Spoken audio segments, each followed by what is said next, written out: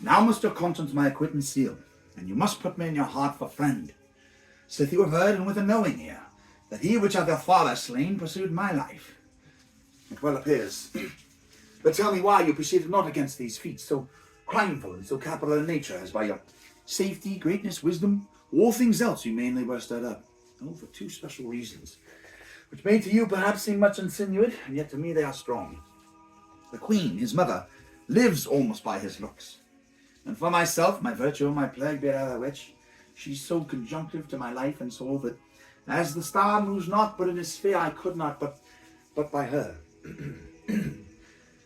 The other motive why to a public count I might not go is the great love the general gender bear him, who, dipping all his faults in their affection, would, like the spring that turneth wood to stone, convert his gyves to graces, so that my arrows, too slightly timbered for so loud a wind, would have reverted to my bow again, and not what I had aimed them.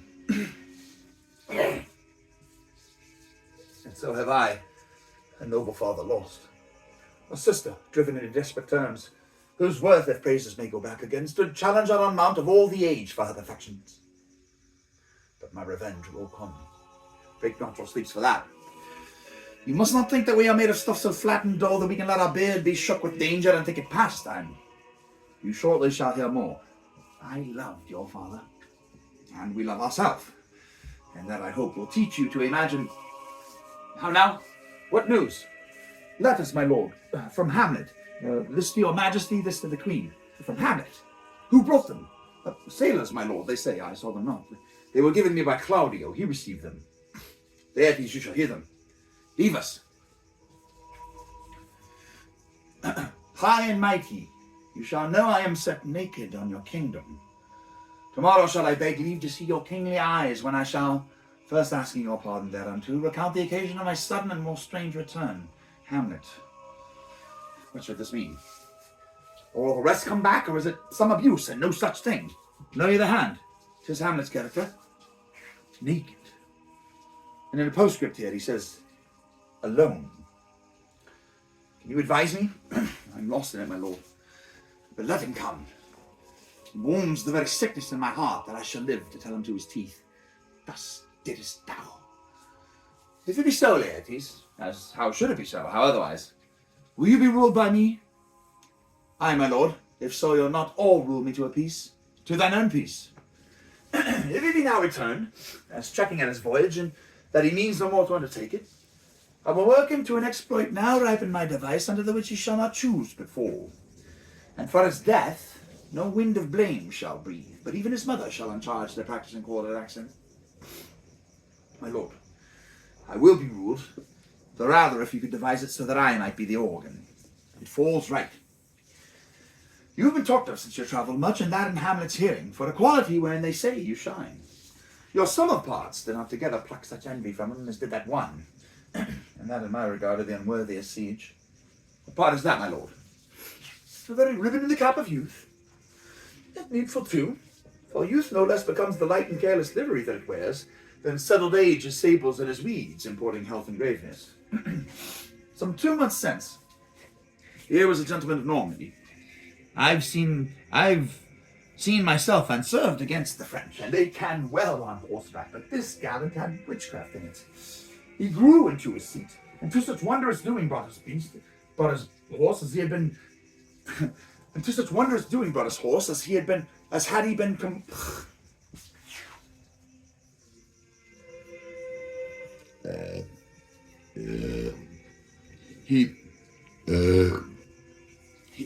He grew into his seat, and to such wondrous doing brought his horse, as had he been in corpse condemning nature with the brave beast. So far he passed my thought that I in forgery of shapes and tricks come short of what he did. A Norman was't? A Norman. Upon my life, the more. The very same. I know him well. He is the brooch indeed and gem of all the nation. He made confession of you, and gave you such a masterly report for art and exercise in your defence, and for your rapier most especially, that he cried out, 'twould be a sight indeed if one could match you. The scrimmers of their nation, he swore, had neither motion, guard, nor eye, if you opposed them. Sir, this report of his did Hamlet so envenom with his envy, that he could nothing do but wish and beg your sudden coming o'er to play with him. Now, Out of this. What out of this, my lord? Laertes, was your father dear to you? Or are you like the painting of a sorrow, a face without a heart? Why, I ask you this. Not that I think you did not love your father, but that I know love is begun by time, and that I see in passages of proof, time qualifies the spark and fire of it. There lives within the very flame of love a kind of wick or snuff that will abate it. And nothing is ever like goodness still, for goodness, growing to a pleurisy, dies in its own too much. That we would do, we should do when we would, for this would changes. And if abatements and delays and abatements and delays, as many as there are tongues, our hands, our accidents, and then this should is like a spendthrift sigh that hurts by easing. But to the quick of the also, Hamlet comes back. What would you undertake to show yourself your father's son in deed more than in words? To cut his throat to the church. No police indeed should murder sanctuaries. Revenge should have no bounds. But good Laertes, will you do this? Keep close within your chamber.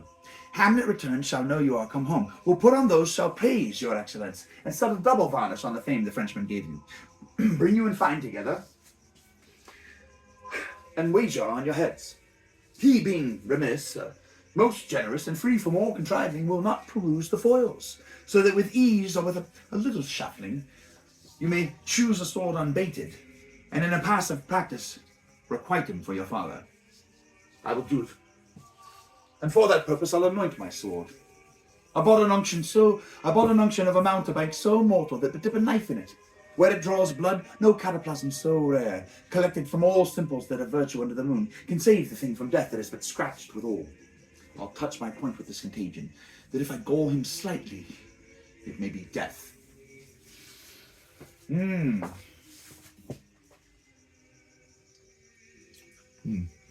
Let's further think on this.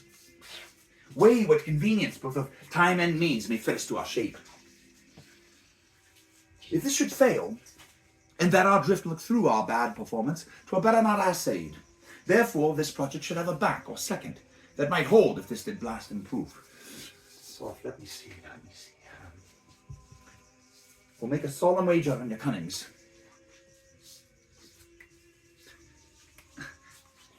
I can't snap right now. I had.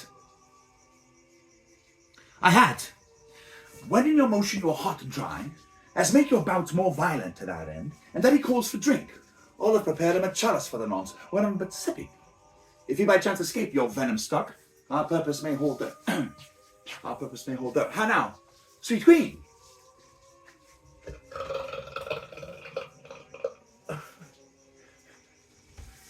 One woe doth tread upon another's heels, so fast they follow. Your sister's drowned, Laertes. Drowned? Oh, where? There is a willow grows aslant a brook that shows its hoar leaves in the glassy stream. There with fantastic garlands did she make of crowflowers, nettles, daisies, and long purples that liberal shepherds give a grosser name, but our cold maids to dead men's fingers call them. There on the pendant boughs her cornet weeds clamouring to hang, an envious sliver broke, when down her weedy trophies and herself fell in the weeping brook. Her clothes spread wide and mermaid-like a while they bore her up, which time she chanted snatches of old lords as one incapable of her own distress, or like a creature native and endued into that element. But long it could not be, till that her garments heavy with their drink pulled the poor wretch from a melodious lay to muddy death. Alas, that she is drowned.